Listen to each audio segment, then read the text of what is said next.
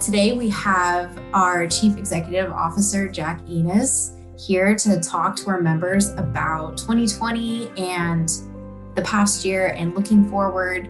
And so, Jack, thank you so much for being here today to say a few words to our members. Absolutely, Vanessa. Good to see you. Good to see you too.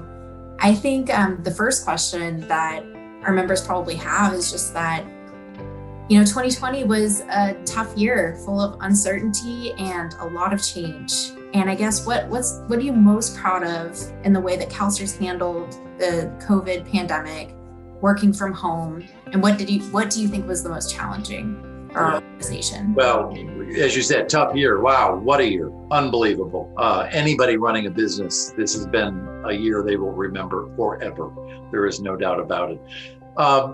But I have been amazed and proud, to use your words, that we were able to move this organization within a matter of a week into a teleworking situation. Really, we moved 90% of our staff into a home situation, and not just got them home safely and working, but delivering our services as well as we do, or even better in some cases. Before. And if you think about it, in a normal year at CalSTRS, we probably see 40,000 of our teachers in some kind of face-to-face situation.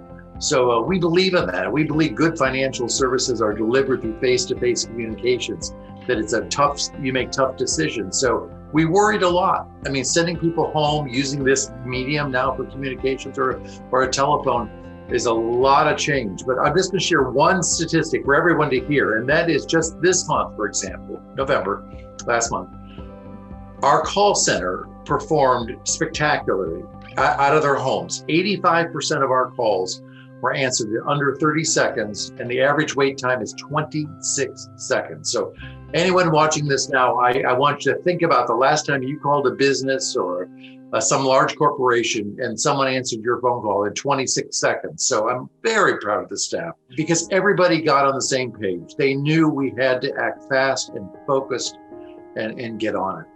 Protecting our members' information security. Again, when we take our work out of the workplace and into someone's home, we have to make sure that we are protecting our members' data information just as well as we did in the workplace. And the last point I would make just on challenges, and I think this affects all of us, not just CalSTRS by any stretch, but all of us in America. It's been a tough year, certainly in terms of the pandemic, but it's been a tough year with social issues, with issues of race relations, inequities, income disparities. All of these compelling social issues are overlaid on top of pandemic. And that affects all of us on a daily basis, how we feel emotionally, how we talk to people, how we relate to each other. So we've been trying at CalSTRS to have those conversations in the organization as well. Let's not ignore them. Let's talk about race relations. Let's talk about diversity in the workforce. So I want to address those in the organization. I want us to keep talking about them, but it's been a hard year, no doubt about it. I guess I'm curious to hear, what do you think's changed forever?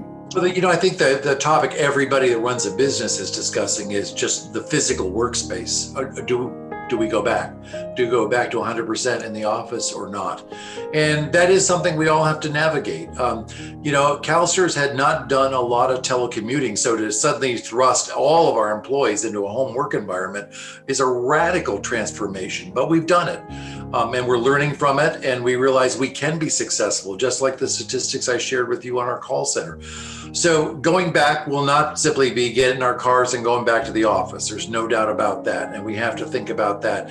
But the other issue which I would flag that's just as important is actually communications. I mean, clearly there's all kinds of forms of communication today, Twitter and Facebook and social media forms that we are using.